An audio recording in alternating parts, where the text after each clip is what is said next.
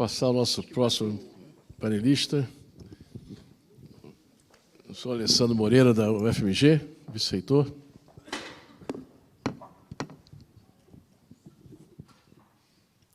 Boa tarde. Boa tarde. Vou fazer o exercício da respiração. Brincadeira. Bom, sejam todos bem-vindos mais uma vez aqui à nossa Escola de Engenharia. E é com muita felicidade que a gente recebe o Grand Challenge, professora Virgínia. Estava até conversando com a professora Analide, porque a Escola de Engenharia ela vem tentando fazer algo diferente. Alguns de vocês já viram essa palestra, mas a messe é grande, os operários são poucos e os ganhos são incrementais. Então, cada palestra que eu faço, eu vou adicionando um pouquinho, um pedacinho, né? Então, vou apresentar para vocês uma iniciativa da escola, nós chamamos de Programa ENGE 200. E hoje pela manhã, ontem também na abertura, foi comentado sobre os challenges do século XXI, dentro do contexto das ODS, da ONU, né? Mas, para a gente aqui na universidade, os challenges são sempre os mesmos, né? Inovação e empreendedorismo são conceitos mais recentes, e a gente está sempre pensando no engenheiro do futuro, inovador, empreendedor, e temos que nos adaptar sempre às normas curriculares. Aliás, felizmente, temos diretrizes bastante inovadoras agora, né? E temos também sempre o olhar da regulamentação profissional. À medida que a gente flexibiliza as normas, a gente gera dificuldade para a regulamentação profissional, e todos nós sabemos, né, essa questão. E a Escola de Engenharia, há aproximadamente 8 anos atrás, pensou um projeto institucional de ensino. E essa é uma primeira mensagem, porque projetos de ensino são raros nas nossas instituições. Todo mundo fala projeto de pesquisa, projeto de extensão, mas aquele projeto que tem um olhar para dentro da instituição, para dentro da universidade, para a formação dos nossos alunos, são raros, principalmente os institucionais. A gente tem várias iniciativas pontuais, excelentes iniciativas nos nossos cursos, mas de uma forma institucional são raros. Então a escola falou, nós vamos fazer um projeto institucional. Foi naquela ocasião, inclusive, que nós convidamos o professor Miller e o professor Goldberg, eles vieram aqui em 2011, para um primeiro seminário do Engenheiro do Futuro, que a gente queria fazer uma autorreflexão sobre como estávamos formando nossos alunos. Porque dentro do conceito, das avaliações do MEC, a gente sempre tira notas altas. Isso não quer dizer que a gente está bem, né? E a gente tinha uma série de coisas que a gente queria melhorar.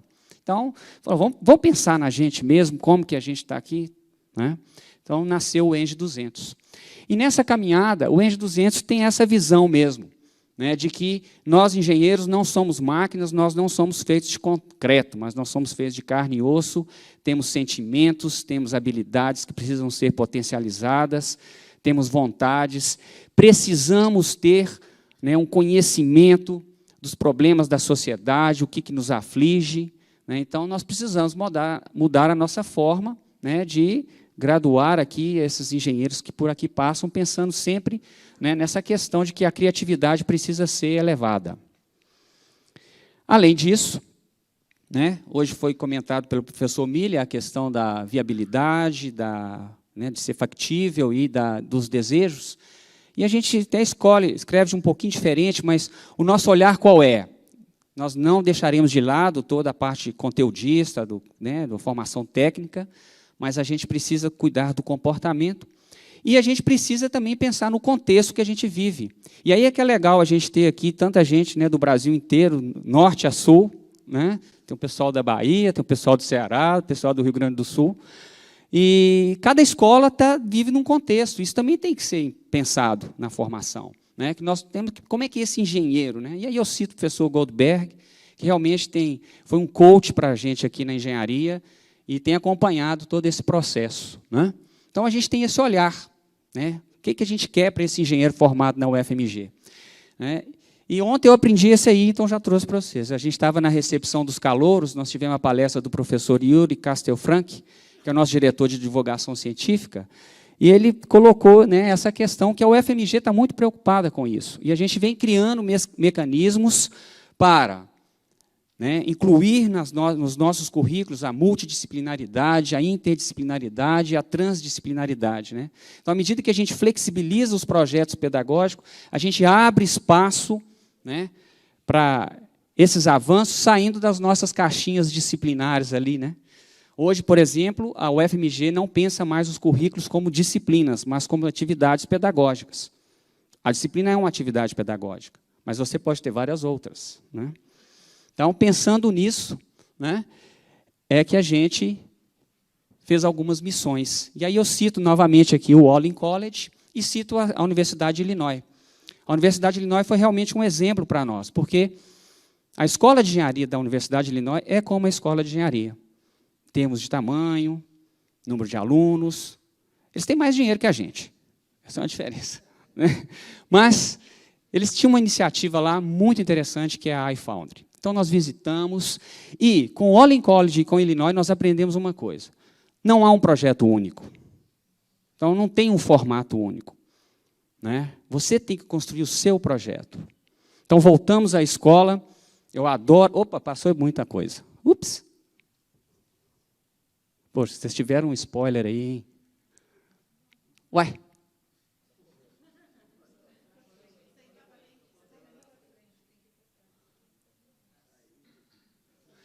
Desculpa. Adoro esse slide, porque numa das idas e vindas, a gente aprendeu que a gente tinha que conhecer a escola de engenharia, conhecer a nossa comunidade e preparar o ambiente da escola para o movimento de mudança. Então, isso foi um grande aprendizado que a gente fez no ano de 2012. Quem fez? Alunos, professores, nossos técnicos administrativos. E a gente fez exatamente um raio-x. O que a escola tem de bom que a gente pode melhorar, que a gente pode usar e ampliar, o que não está legal, que a gente quer corrigir. Né? Então, foi um trabalho intenso e que chegou nesse programa. Então, o programa ENGE 200, ele é um conjunto de projetos, um conjunto de ações que transpassa aí por todas essas áreas. Né? O ENGE 200, então, é um projeto de ensino, mas não vai durar 200 anos. Às vezes dure, né? Mas é porque a gente está sempre rumando o bicentenário da escola. Ele nasceu no centenário, como o professor Milho até colocou hoje pela manhã. Né? E casos de sucesso do ENGE 200 que eu quero comentar rapidamente. Esse negócio aqui está muito sensível. Bom, tem um aqui. Esse aqui foi o primeiro que a gente aprendeu com a iFoundry. A iFoundry tem um projeto, chama iLaunch, que eles recebem os calouros. E aí a gente fez uma reflexão como a gente recebia mal os nossos calouros. Né? Era uma palestra que a gente falava para o calouro, olha, se você não estudar cálculo, você vai ser reprovado. Não precisa falar isso para ele, ele vai aprender sozinho que ele vai ser reprovado em cálculo.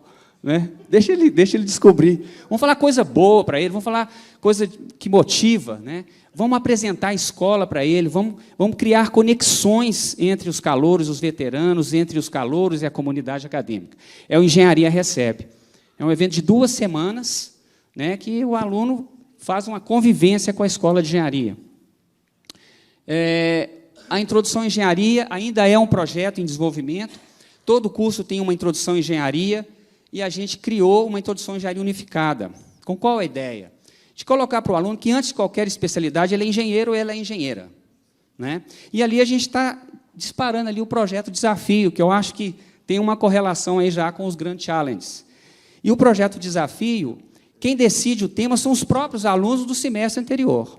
Então, eles pensam, eles votam os temas, e aí, no semestre seguinte, eles desenvolvem os projetos que eles imaginarem ali naquele período de 4 meses. Ninguém tem a intenção de ensinar como fazer um projeto, como gerenciar com pessoas, como gerenciar projetos, mas eles trabalham em equipe, eles aprendem algumas metodologias e eles resolvem problemas da vida deles. Né? Teve esse semestre, por exemplo, ao passado, agora eu estou em dúvida, eles decidiram estudar saúde mental. Então, que tipo de projeto de engenharia que poderia ser feito aí para a questão da saúde mental? Então, é um exemplo, né? Um pouquinho mais rápido agora. O Expo Engenharia, a gente apresenta a escola de engenharia para eles mesmos, uma escola desse tamanho, com 5.000 alunos, tem o que tem de iniciativa aqui, então a gente faz um evento interno. Né?